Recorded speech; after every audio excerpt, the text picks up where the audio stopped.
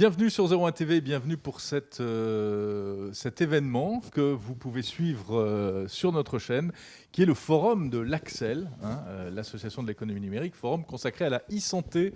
François, nous sommes toujours, je dis toujours parce qu'il y a une autre émission consacrée à ce forum, nous sommes toujours à la Fédération nationale des travaux publics. Voilà, nous allons maintenant parler de l'hôpital du futur. Voilà, sujet passionnant avec des invités qui vont nous inspirer. Et on est ravis d'accueillir David de Amorim. Bonjour David. Bonjour. David qui est le président de Club Vie Connectée de l'Axel. Bien sûr, on va revenir aussi sur cet événement qui se déroule aujourd'hui. Et puis notre deuxième invité, Nicolas Castoldi. Bonjour Nicolas. Bonjour. Vous êtes le directeur délégué de l'AP-HP, vous êtes en charge des projets transversaux à l'Hôtel-Dieu et vous imaginez en quelque sorte l'hôpital du futur. Ça va être intéressant de vous écouter dans un instant. Voilà, alors on parle de l'hôpital numérique qui est déjà une réalité malgré tout aujourd'hui. L'hôpital est de plus en plus high-tech, de plus en plus connecté.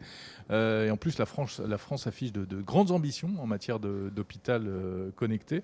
On va essayer de faire le point pour voir un peu où on en est, ce qui a évolué ces dernières années. Peut-être avant toute chose, David, sous quel signe est placé ce forum de l'Axel cette année Alors l'idée sur ce forum, c'est d'être en résonance, en écho avec l'actualité, mais aussi à un moment donné de prendre du recul. On l'a vu, l'e-santé, ça s'est beaucoup développé. On avait 4,5 millions de téléconsultations en avril 2020 contre 25 000 au mois de décembre de l'année d'avant. Donc il y a eu un avant. Il y a eu un petit truc au milieu. Il y a eu un petit truc au milieu qui s'est passé. On voit à peu près de quoi il s'agit. Ouais. Et là, du coup, on a une accélération. C'est vraiment comme un accélérateur de particules. Tout un coup, dans le numérique en santé, on appuie sur le bouton et on a été projeté dans une nouvelle dimension. On est juste en train de digérer aujourd'hui ce qu'on a fait dans ces 2 ans, parce qu'on a fait énormément de choses. Donc ça a été très très foisonnant, donc la téléconsultation bien évidemment, la prise de rendez-vous pour la vaccination Covid, on l'a vu avec des grandes campagnes qui ont été lancées avec Maya, avec Doctolib sur la prise de rendez-vous en cabinet, sur ce qu'a fait par exemple Mes Docteurs, ainsi qu'un certain nombre d'acteurs pour la prise de rendez-vous dans les pharmacies. Les hôpitaux évidemment ont accéléré leur transformation digitale, on va y revenir, voilà, avec des plateformes de suivi. L'idée étant de libérer de la place dans les hôpitaux, donc libérer des lits, favoriser l'ambulatoire, favoriser le suivi à distance. Et on a vu émerger tout un ensemble de nouveaux actes médicaux. On a vu émerger la télémédecine, pouvoir soigner à distance. À distance. On parlait dans l'autre émission d'ailleurs à propos des objets connectés qui permettent de faire ça maintenant de manière de plus en plus simple. Stéthoscope connecté, évidemment, prise de tension aussi connectée, etc. Et alors, du coup, ça fait quelques années qu'on a vu ça. François Jérôme au CES, l'arrivée de l'IoT, des objets connectés qui envahissent notre quotidien. Et là, ce qui est arrivé, c'est que cette vague de l'Internet des objets a aussi croisé cette vague du numérique en santé. Et on a pu développer des nouveaux modèles de suivi. Par exemple, la téléconsultation assistée. Qu'est-ce que c'est ? Je suis à l'hôpital, je fais un suivi, donc du télésuivi médical. Donc on l'utilise pour du suivi de maladies chroniques, par exemple le diabète, des choses comme ça. Mais on peut aussi faire du suivi en ambulatoire pour vérifier que, une fois que je rentre à la maison, tout se passe bien pour moi une fois que j'ai fait mon opération. Et on peut avoir des objets connectés à distance, mais c'est pas toujours très simple à utiliser pour tout le monde, malgré tout, notamment des objets médicaux. Et là, pour le coup, on peut avoir des infirmiers à domicile, par exemple, qui se déplacent, ou des aides-soignants dans un EHPAD qui peuvent utiliser des objets connectés. Là, comme par exemple Doc2You, je crois que c'est une des startups que vous allez mettre en avant sur une des émissions. Mais du coup, ça fait quoi ces objets connectés ? Ça permet, grâce à cette grande vague qu'on a vue, d'avoir des objets moins chers, de la low-tech qui arrive et qui nous permet finalement d'accéder à des stéthoscopes connectés moins chers, plus frugaux, à des objets qui ne sont pas du gadget, mais des objets connectés de santé. Et d'ailleurs, c'est cette logique-là aussi qu'a eu la PHP, Nicolas, je pense, va nous en parler tout à l'heure, d'investissement dans des startups françaises pour les aider finalement à accélérer leur développement, pour développer ces objets qui maintenant vont pouvoir être mis entre les mains de professionnels de santé ou paramédicaux au domicile ou dans des EHPAD en lien avec l'hôpital. Donc là, on est au tout début. Ça va être des actes de télésurveillance qui vont pouvoir se mettre en œuvre. Donc là, il y a beaucoup de boîtes qui se sont lancées, de start-up dans ce domaine-là. On a vu ce matin, par exemple, des lunettes connectées. Donc on en parle beaucoup depuis des années, mais là, on rentre dans des cas d'usage très concrets, dans la télésurveillance, dans la santé, des stéthoscopes connectés. On a même, par exemple, avec Tie2Care, c'est une solution qui a été portée par une start-up israélo-américaine qui permet de faire du fond de l'œil, du fond de l'oreille avec des caméras haute définition, et le médecin à distance peut zoomer dans l'œil, peut zoomer dans l'oreille, peut même enregistrer à distance les battements du cœur. Mais encore faut-il positionner comme il faut les outils. C'est ça, parce que là, quand je rencontre un médecin physiquement, c'est lui qui va positionner l'appareil à côté de l'œil ou dans l'oreille, etc. Là, en fait, c'est le patient qui va le faire. Ou alors, il y a un aidant qui est à proximité. Ça le rôle de l'aidant, et donc ça veut dire aussi que dans cette relation ville-hôpital de demain, on ne peut pas juste avoir des gens lâchés dans la nature avec cette tech, il faut aussi les accompagner. Alors, l'hôpital de demain, sacré chantier avec notre deuxième invité. Ouais, Nicolas Castoldi, donc vous êt directeur délégué de la PHP. La PHP qui se veut très en pointe. Donc est-ce que véritablement il se dessine cet hôpital du futur ? Alors la PHP, elle a, comme tous les acteurs du système de santé, été confrontée à quelque chose de très spécial au cours des 18 derniers mois. Je pense qu'on ne peut pas sous-estimer l'impact de la crise. Ça nous a tous forcés à bouger extrêmement vite, à se mobiliser collectivement. Ça a été un effort incroyable et qui se poursuit, et à trouver des solutions, y compris dans des registres auxquels on ne pensait pas. À la PHP, il y a une chose qui s'est passée qui a été importante, qui a été la mise en place en quelques jours d'une plateforme de suivi des patients atteints du Covid, qui s'est appelée Covidom. Covidom, c'est une prise de conscience du mois de mars 2020. C'est se dire brutalement comment on fait demain pour suivre des patients qui vont avoir le Covid, qui sont inquiets, qui tous ne nécessitent pas d'entrer à l'hôpital. Qu'est-ce qu'on construit pour eux ? Et en quelques semaines, ou en quelques jours, et en l'espace de quelques semaines, on a mis en place, avec Nouvéal, sur la base d'une idée médicale, ce système de suivi-là, qui a été proposé à plus d'1 million de patients désormais, et qui a permis de créer un lien numérique avec des patients atteints de Covid, de vérifier que leur état de santé ne se dégradait pas, de répondre à leurs questions, de pouvoir les rappeler au téléphone à un moment où les gens étaient chez eux, inquiets, sachant pas ce qui leur arrivait, sachant pas ce qu'ils risquaient. Et on a construit cette solution-là en très peu de temps. Et de quelle manière ? Alors, comment ça marche ? Avec quels outils ? C'est un système simple de suivi à distance. C'est une plateforme, des questionnaires, 10 questions par jour. La capacité à l'utiliser un saturomètre et de rajouter quelques petites informations ici et là. Mais c'est extrêmement simple. Ce que ça a montré derrière, je trouve, ça a apporté une preuve incroyable, c'est que la santé numérique, ce n'est pas forcément de la très haute technologie. Ce n'est pas forcément des objets connectés. Bien sûr, c'est très utile et il en faut. Mais ce n'est pas forcément que ça. Rien qu'avec un système de questionnaire, avec des questions qui sont bien pensées sur une pathologie très spéciale, vous êtes capable de dire à un patient, vous pouvez rester chez vous, il faut venir à l'hôpital. Et donc, ça, c'est pour nous tous une espèce de preuve extrêmement forte du fait que, du coup, on n'est pas dans un univers avec des petites solutions sur des petites pathologies. On est sur des solutions qui ont potentiellement une très grande puissance, qui peuvent s'appuyer à un très grand nombre de cas.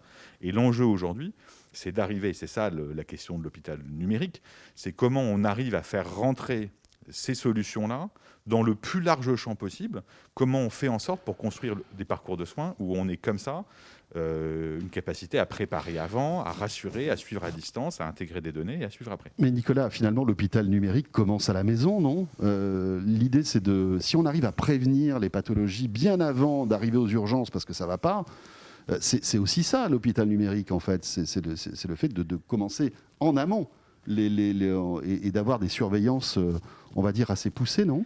L'hôpital numérique, paradoxalement, c'est celui qui vous amène à venir le moins possible à l'hôpital. C'est ça. Vous avez un modèle hospitalier où, aujourd'hui encore, c'est venir consulter, voir un médecin, recevoir des soins. Aux urgences des heures, pendant des heures. Mais donc, c'est un univers qui est aujourd'hui concentré sur une capacité à vous mettre physiquement en face d'un médecin à un moment où ça va particulièrement mal. Et tout l'enjeu demain, c'est d'arriver à faire en sorte que vous soyez suivi en dehors de l'hôpital, avec le moins possible besoin d'y venir, parce que vous aurez été suivi en amont, parce qu'on va travailler sur la prévention, parce qu'on va aller vers les comportements. Ça, je pense que c'est un point qui est très important à avoir à l'esprit. La vision qu'on a à la PHP, qu'on essaie de bâtir, notamment avec Philippe Raveau à l'Hôtel-Dieu, c'est une vision où on n'est pas simplement dans une capacité à suivre avant et après les constantes, le nombre de pas, le CG, tout ce que des montres connectées peuvent faire aujourd'hui. C'est aussi un univers où on essaie de construire un lien digital ou numérique avec le patient. Pourquoi ? Parce que les maladies chroniques qui vont encore se développer, on sait pertinemment aujourd'hui qu'elles sont fondamentalement très déterminées par les comportements. Est-ce que vous marchez ? Qu'est-ce que vous mangez ?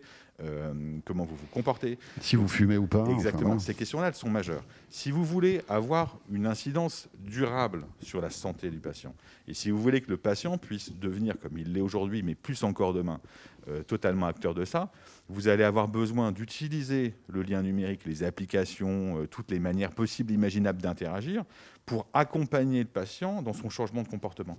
Et donc ça, c'est la deuxième révolution de la santé numérique qui va venir, qui est celle où on ne va pas simplement avoir de la technologie, on va commencer à avoir de l'interaction, de la vraie interaction. C'est très compliqué à faire, ça. C'est très intéressant, mais c'est très compliqué. Et donc, un de nos objectifs à l'Hôtel-Dieu, c'est aussi de réfléchir ou de préparer cette nouvelle vague-là qui vient pour être capable demain, encore une fois, de soigner mieux en dehors de l'hôpital, grâce à l'hôpital, mais grâce aussi à l'ensemble des médecins et des acteurs du système de santé. Nicolas, on pointe souvent le système de santé par son manque de moyens. Numériser un hôpital, ça va coûter cher. Est-ce qu'on a les moyens de nos ambitions dans ce domaine ? Clairement, numériser, ça coûte cher. Il faut de l'argent, il faut de l'investissement. C'est une charge de plus dans un univers hospitalier qui est tendu, déjà. C'est l'évidence même. Il suffit de regarder autour de nous. On en a la démonstration quotidienne. La question aujourd'hui, c'est du coup comment on fait cet investissement-là. Alors, c'est des choix stratégiques qui sont importants à l'échelle de la PHP comme d'autres établissements.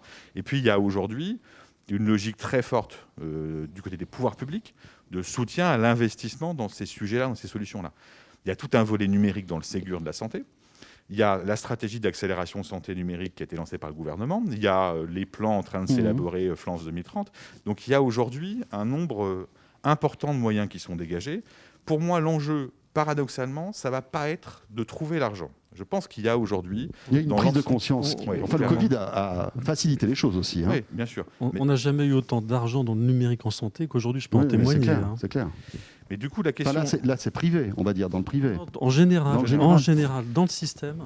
D'accord. Jamais eu autant il y a eu une telle prise de conscience que là, pour le coup, on y va. Mais effectivement, ça ne sera pas que ça, le sujet. Mais avec du coup des enjeux derrière qui sont, comment on est capable de débloquer cet argent rapidement ? Parce qu'aujourd'hui, il y a une course internationale qui a lieu. Et on sait tous qu'on est acteur de cette compétition. David évoquait l'exemple d'Ecopen.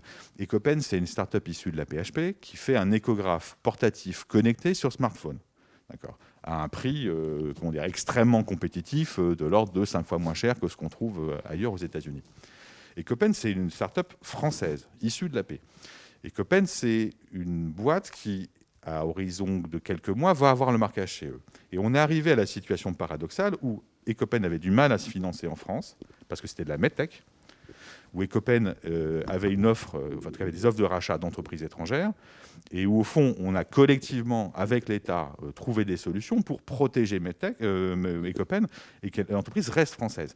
Ça, c'est un autre sujet, c'est la souveraineté. C'est vrai que c'est un sujet très important. C'est la fuite aussi de ce type de technologie à l'étranger, c'est ça que vous craignez ? Mais ce que je dis surtout, c'est qu'il ne suffit pas qu'il y ait de l'argent dans le système. Oui. Il faut qu'on soit collectivement capable de le diriger sur des projets structurants. Et là-dessus, clairement, un hôpital comme la PHP, qui est un des leaders européens et mondiaux, peut aider l'ensemble des acteurs à essayer d'identifier des projets qui aient du sens, qui soient stratégiques. On n'est pas les seuls à savoir ce qu'il faut faire, bien entendu. Et vous travaillez d'ailleurs avec beaucoup de startups. On essaie aujourd'hui de renforcer tous nos liens avec les startups. On a construit autour de l'Hôtel-Dieu un espèce de projet qui est une sorte de démonstrateur, où avec 5 startups de premier plan, Lifun, Nabla, Weezings, Implicity, et puis j'en oublie évidemment une. C'est pas grave, vous avez cité déjà une bonne partie. Et celle que j'ai oubliée me pardonnera, du moins je l'espère. Mais on essaie de construire avec elle ou de réfléchir à ce que peut être demain la plateforme de télésurveillance universelle qui soit interopérable, déployable dans l'ensemble des établissements, pas simplement à la PHP, et pour faire le soin digital qu'on évoquait. Vous imaginez cet hôpital numérique à quel horizon ? Dans 5 ans, 10 ans Moi, je pense qu'il y a 2 grandes vagues devant nous. Il y a 2 ou 3 grandes vagues. Il y a une première vague qui a déjà eu lieu. Oui, qui est il est la déjà vague, un peu là, en fait. qui est la vague de la simplification, on va dire, administrative. La prise de rendez-vous, être capable de compléter des dossiers, être capable d'arriver en n'ayant plus d'étapes ou une étape allégée de passage à la caisse centrale où on voudra. Ça, c'est en cours. C'est la première vague. Il y a une deuxième vague qui est en train de se faire. Du coup, il y a 3 vagues, pas 2. Mais il y a une deuxième vague qui est en train de se faire. Ne parlez pas trop de vagues en ce moment. C'est les effets d'inspiration, malheureusement, ou d'écho. Mais il y a une deuxième étape qui est en train d'avoir lieu. C'est celle où on est en train d'intégrer les objets connectés et dans des parcours de soins pour des patients. C'est en train de se faire. Et il y a une troisième vague derrière qui arrive, qui est une troisième étape, qui est celle où on va faire 2 choses. D'une part, on va vraiment être capable de développer des algorithmes prédictifs sur les données. C'est-à-dire que non seulement on pourra suivre votre état de santé, mais on pourra voir que votre rythme cardiaque devient irrégulier, qu'il y a un problème et qu'il faut aller chez le docteur, par exemple. Et en même temps, on commencera à travailler le lien comportemental. Et donc, on va progressivement arriver à une situation en fait, où l'innovation va devenir de plus en plus médicale. C'est-à-dire qu'à distance, on pourra faire de plus en plus de choses et ça sera de plus en plus du soin. Et c'est pour ça que c'est un enjeu majeur pour la PHP aujourd'hui. Parce que cette innovation-là, elle n'est pas simplement technologique, ce n'est pas uniquement une innovation de geek, ça va devenir un outil de soin. Et c'est pour ça que sur le plan de la souveraineté, la question majeure qui nous est posée, c'est est-ce qu'on veut être soigné demain avec des algorithmes chinois ou français ? Oui. On revient toujours au même genre de questions. Merci beaucoup. Merci en tout cas, beaucoup, tous les deux. messieurs. Merci. David de Amorim du club Vie Connectée de l'Axel. Merci. Et Nicolas Castaldi de la PHP. Castoldi, attention. Castoldi, pardon. C'est important. Je vous remercie. La directeur déléguée donc, de la PHP. Merci beaucoup. Jérôme, on va poursuivre sur ce sujet avec nos 2 prochains invités.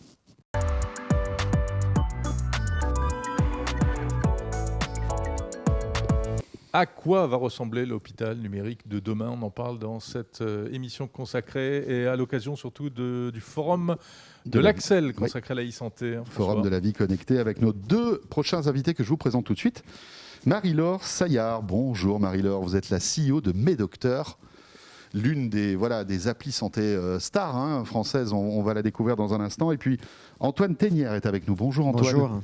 Alors vous êtes à la tête d'un projet, mais maintenant qui se concrétise, qui s'appelle Paris Santé Campus. Il faut trouver évidemment les bonnes innovations pour fabriquer, construire, imaginer cet hôpital de demain. On va en parler dans un instant avec vous. Marie-Laure, donc présentez-nous Médocteur, s'il vous plaît. Oui, bonjour. Donc Médocteur, entreprise créée en 2015. Donc on fait presque partie des mammouths dans le marché de la télésanté. On est vieux. Donc c'est vrai, vous avez 6 ans. On a 6 ans d'existence, c'est un truc de dingue, avec bien sûr une espèce de période depuis 2020 qui a changé un peu la donne. Donc Médocteur, au départ, la raison d'être de Médocteur, c'est de donner accès aux soins à tous. On a fait partie des premiers, avant que la téléconsultation n'entre dans le droit commun, à donner accès à des patients partout sur le territoire en 24/7 à un médecin. C'est vraiment une raison d'être et dans le champ de valeur extrêmement important de Médocteur. Aujourd'hui, opérateur de télésanté. Alors télésanté, c'est téléconsultation, télémédecine et télésoins.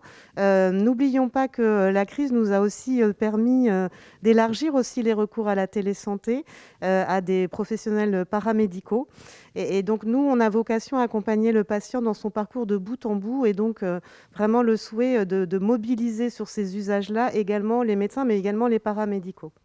Alors effectivement, avec la crise sanitaire, votre service a pris tout son sens pour des millions de gens. Qu'est-ce que vous avez constaté ?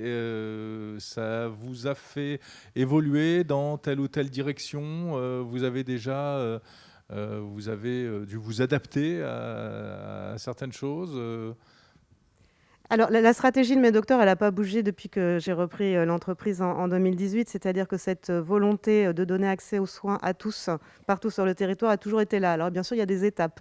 Et la crise, qu'est-ce qu'elle a permis ? La crise, elle a permis 2 choses essentielles. La première, c'est que les Français qui majoritairement disaient ouais, la télésanté, la télémédecine, ça va déshumaniser la relation avec mon médecin. Là, ils se sont emparés des usages et ils ont vu que ce n'était pas du tout le cas, voire que la relation était de meilleure qualité, en fait. Donc ça, c'est la première chose qui a tout changé. La deuxième chose que ça a changé, c'est que les professionnels de santé... j'ai des anecdotes très rigolotes où au mois de mars, je peux vous dire que la ligne téléphonique, ma ligne téléphonique personnelle avec les médecins, ça n'a pas arrêté de sonner, alors que 2 mois avant, ils me disaient non, mais nous, on n'a pas envie, ça ne nous intéresse pas. Donc c'était assez drôle. Donc c'est le développement des usages. La question, c'est que c'est le développement d'usages de crise. Et donc, c'est formidable parce que ça a levé des freins. C'est formidable parce que ça a mobilisé tout l'écosystème public et privé autour de la mobilisation de ces outils pour la gestion de crise. Pendant 2 mois, tous les matins, on avait une réunion à 8 heures avec la DGOS pour voir comment on faisait en sorte d'éviter la saturation des urgences, nous, opérateurs de téléconsultation. Donc, on a contribué très fortement à ça. Voilà, donc ça, c'est formidable. Maintenant, je vous parlais de télésanté. C'est beaucoup plus vaste que ce dont on parle sur la téléconsultation. Et aujourd'hui, force est de constater que ce soit côté patient, côté pro de santé, on n'est pas encore dans la déclinaison massive de tous ces usages-là. Par exemple, un usage très simple, une aide-soignante qui vient à votre domicile, qui vous accompagne dans une téléconsultation avec votre médecin, vous mixez les bénéfices du présentiel et du digital. Par exemple, c'est ça aussi la télésanté. Et donc tout ça, c'est en train de se construire. Ça nécessite beaucoup de temps et de mobilisation puisque les professionnels de santé, ils ont utilisé les outils en mode crise. C'était pas préparé, c'était pas protocolisé, il n'y avait pas eu de formation aux usages. Donc on est dans ce moment-là, mais en revanche, la vision de mes docteurs n'a pas bougé. C'est comment on introduit dans le parcours de soins du digital au plus grand bénéfice des patients. Mais est-ce que vous pensez que cette crise a introduit de nouvelles habitudes de manière durable ? C'est-à-dire que maintenant, il y aura vraiment un avant, un après ? Oui, parce que ce que dit Jérôme est très juste. Est-ce qu'en sortant de cette crise, si on arrive à en sortir un jour, est-ce qu'on pourra profiter de tous ces bénéfices ou est-ce que finalement on aura peut-être envie de retourner dans une relation plus physique avec son médecin ? Alors, je vais faire une comparaison qui peut paraître un peu lointaine, mais rappelez-vous la relation avec votre banquier. Alors, les médecins ne vont pas aimer ça, probablement. Mais la révolution de l'intégration du digital et du présentiel, la réorganisation de la relation avec la clientèle, ça fait 15 ans que ça a été mis en place. Ce que je veux dire par là, c'est que les usages de crise, on l'espère bien, vont disparaître. La téléconsultation n'a pas vocation à être un élément central du parcours de soins, très clairement pas. Et je suis un acteur qui vient de la téléconsultation.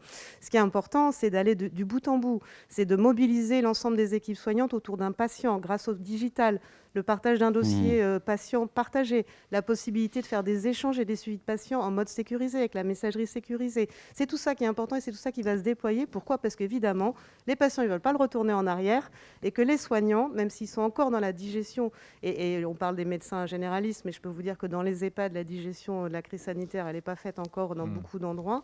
Mais pour autant, on est en train de construire ça parce qu'on voit bien aussi tous les bénéfices qu'on va avoir pour la qualité de la prise en charge et aussi pour le temps médical disponible. Très bien. Alors Antoine Ténière, on le disait, président de Paris Santé Campus, qui est un peu, pour résumer, on dit le station F de la santé ou de la e-santé. Avec un peu de MIT aussi. Voilà, présentez-nous un peu cet organisme. Absolument, merci beaucoup. Paris Santé Campus, c'est un centre unique au monde qui allie justement un cœur de recherche et d'expertise et de formation, donc une activité académique, et puis un dynamisme entrepreneurial à travers toute une suite de solutions pour les entreprises autour du numérique en santé, qu'elles soient en maturation, qu'elles soient en phase de croissance ou qu'elles soient déjà développées, avec l'enjeu de les armer sur des marchés internationaux et les faire rayonner à travers Paris Santé Campus. Votre objectif, c'est de créer les pépites santé françaises de demain ? Alors, notre objectif, c'est d'accompagner les jeunes entreprises et les grands groupes qui vont vouloir travailler autour de la transformation numérique du système de santé et de créer finalement une usine à licorne. Et au-delà de ces licornes, d'être en capacité de les envoyer sur des grands terrains qui vont être emblématiques pour elles, que ce soit les États-Unis, l'Asie, et de répondre à l'ambition du président qui porte ce projet, de faire de la France un des leaders mondiaux du numérique en santé. Alors, ça va dans quelle direction? Est-ce que vous pouvez nous donner quelques exemples même Alors, le numérique en santé, c'est très vaste. On a parlé de la télémédecine, mais il y a beaucoup d'autres applications. Ça s'enrichit en fait d'un élément de base qui est essentiel, qui est la donnée en santé, et qui permet ensuite de penser effectivement des nouvelles technologies, des nouveaux usages, des nouveaux environnements et de toutes les règles d'utilisation pour comprendre comment est-ce que ça va amener du bénéfice au quotidien pour les patients. Ça va de la téléconsultation, on en a parlé, à l'amélioration des diagnostics avec l'algorithmique dans l'intelligence artificielle, à la capacité à avoir des informations sur l'évolution d'une maladie. Là aussi, la crise est un très bon exemple dans la capacité de connaître à un temps T, à un endroit spécifique, le nombre de cas qui sont déclarés et qui vont évoluer. Donc tous ces exemples très pratiques, très concrets, où finalement chacun d'entre nous, à travers un smartphone ou un ordinateur, peut avoir des informations beaucoup plus simplement, échanger avec un médecin, chercher des résultats, etc., sont des applications du numérique en santé qui sont pour celle-ci visible, mais ça revêt évidemment beaucoup d'autres aspects complètement plus experts et complètement plus complexes, notamment par exemple la capacité à mettre en place des vaccins dans un temps court a été grandement aidée par des outils numériques. La capacité à développer des médicaments aujourd'hui est basée beaucoup plus sur le numérique que sur la biologie ou sur la chimie qu'il y a 20 ans. Antoine, quel type de personnalité vous accueillez en fait dans ce Paris Santé Campus? Est-ce que ce sont des chercheurs? Est-ce que ce sont des entrepreneurs? Est-ce que ce sont les deux? Et on sait qu'un chercheur n'a pas forcément la fibre entrepreneuriale. Comment ça se passe en fait? Comment vous allez créer cette magie qui fait que une pépite, en tout cas une bonne idée, puisse après être commercialisée et s'externaliser, mais en tout cas s'internationaliser? Alors, l'effet d'accélération et le passage à l'échelle, il vient justement de cette volonté de casser les silos et de faire se rencontrer les bonnes expertises. Chercheurs, entrepreneurs, mais aussi étudiants, formateurs, soignants, institutions. Tout l'ensemble des personnels qui vont travailler sur ces enjeux de transformation numérique du système de santé vont pouvoir se rencontrer à travers Paris Santé Campus et comprendre comment est-ce qu'ils vont travailler ensemble avec un rôle de notre côté d'arriver à animer cet écosystème et faire évidemment en sorte qu'un chercheur qui n'a pas forcément le même langage ou la même compréhension qu'un entrepreneur ou qu'un étudiant ou qu'un soignant puisse arriver à trouver un langage commun à travers ces enjeux de numérique en santé. Et donc c'est tout ça qu'on cherche à créer avec évidemment des événements et la capacité de faire se rencontrer ces expertises. Et je peux vous dire, pour l'avoir vu opérer sur site, puisqu'on commence à démarrer nos activités, que ça fonctionne parfaitement parce qu'il y a une dynamique, parce qu'il y a un objectif et que notamment à travers la crise, on a vu ce qui était possible aujourd'hui et qu'on a vocation à le pérenniser. Marie-Laure Saillard, on a besoin de cette émulation, de ce genre de lieu pour inventer encore de nouvelles choses? Oui, on a besoin parce qu'il faut qu'on casse les silos et malgré tout, même s'il y a beaucoup de communautés qui existent déjà dans le numérique en santé, un lieu c'est emblématique et un lieu c'est un lieu d'échange. Donc je parlais de la digitalisation de les relations, mais on sait tous que les meilleures idées, elles viennent aussi parfois de simplement une discussion en présentiel. La machine à café et la possibilité, en tout cas nous en tant qu'entrepreneurs, d'avoir tout l'écosystème, y compris les chercheurs, pour nous c'est hyper important parce qu'on a un accès qui est quand même un peu compliqué parfois, notamment à la donnée. Et comme me disait Antoine Tenière, la donnée c'est ce qui sous-tend énormément des usages et des innovations à venir. Et donc c'est extrêmement important de pouvoir travailler avec les équipes de chercheurs et on n'a pas forcément facilité d'accès parce que par ailleurs ils ne sont pas non plus là pour écouter nos besoins, quoi, hein. Donc oui, c'est très important ce genre d'initiative. Moi, j'appelle de mes voeux une petite chose dans ce cadre, mais Antoine Tenière est en train de construire le chemin. C'est aussi qu'on se donne peut-être des priorités d'action dans cet écosystème, parce qu'on le voit bien que la crise, on a tous été mobilisés sur le sanitaire. Et donc là, il y a eu des formidables collaborations publiques-privées dans l'écosystème, parce qu'on était tous alignés sur un objectif qui était juste évident. Alors, c'est vrai que le champ du numérique en santé et des innovations en santé est très vaste, mais c'est ce qui fait aussi que parfois, on a l'impression de travailler sur des sujets identiques un peu partout et on a une filière aujourd'hui, un écosystème qui est très morcelé. Donc moi j'appelle de mes voeux, donc je soumets à Antoine et à sa sagacité aussi le fait peut-être de structurer avec des priorités de sujets. Voilà. Eh bien voilà, le message est passé, Antoine. Absolument. Merci beaucoup à tous les deux. Merci à tous les deux. Marie-Laure Saillard. Et Antoine Ténière. Merci à vous. Merci à vous. Et bien voilà, ce deuxième rendez-vous dédié donc à l'hôpital du futur se termine. Merci de nous avoir suivis. J'espère que, en tout cas, ça vous a intéressé. Et on remercie aussi le Forum de la vie connectée d'Axel de nous avoir accueillis ici dans ce bel endroit. Rappelons qu'on était à la Fédération nationale des travaux publics. Oui, rien à voir avec la santé, mais Non. le lieu est magnifique. Cela dit, la santé est en travaux aussi en France. C'est le moins qu'on puisse dire. Jérôme, on se retrouve très vite sur 01 TV. Merci de nous avoir suivis. Salut à tous.